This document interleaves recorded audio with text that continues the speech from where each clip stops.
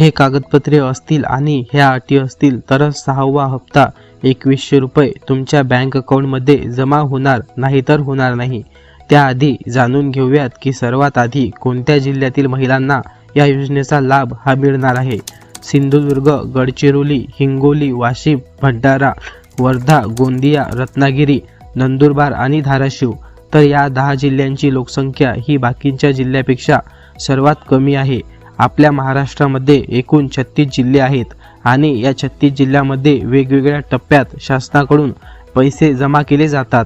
तर उद्या सायंकाळी 6 पासून जमा केले जाणार आहे।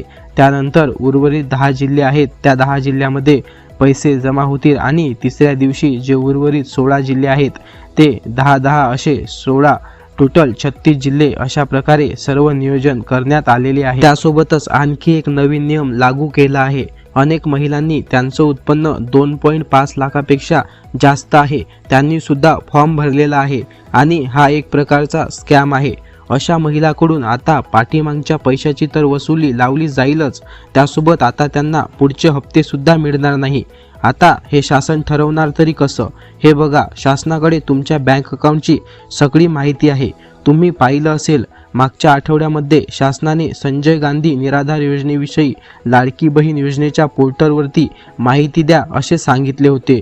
तुमच्या फॉर्ममध्ये तुमच्या नावापुढे तुम्हाला संजय गांधी निराधार योजनेचा लाभ मिळतो आहे की नाही हे त्यांनी त्या ठिकाणी स्पष्टपणे नमूद केलं आहे आणि आता त्यांच्या नावापुढे होय असं आले आहे। आता अशा महिलांना इथून पुढे 1 रुपया मिळणार नाही आणि शक्यता तर अशी सुद्धा आहे की पाठीमागे त्यांना जे 7500 रुपये मिळाले तर त्यांची सुद्धा वसुली कदाचित लावली जाऊ शकते।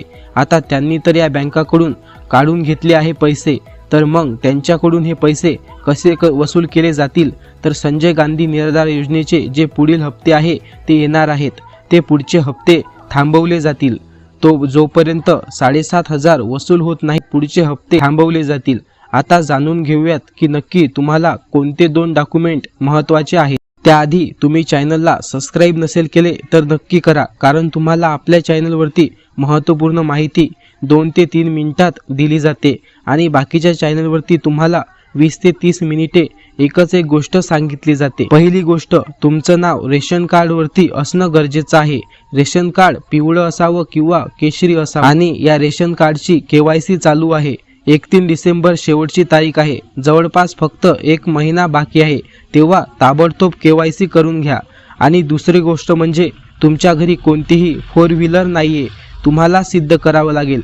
तर मित्रांनो, हा व्हिडिओ तुम्हाला कसा वाटला कमेंट करून नक्की सांगा। आपले चॅनल सबस्क्राईब नसेल केले तर चॅनल नक्की सबस्क्राईब करा, कारण तुम्हाला अशाच आपल्या चॅनलवरती महत्त्वपूर्ण अपडेट दररोज मिळत राहील।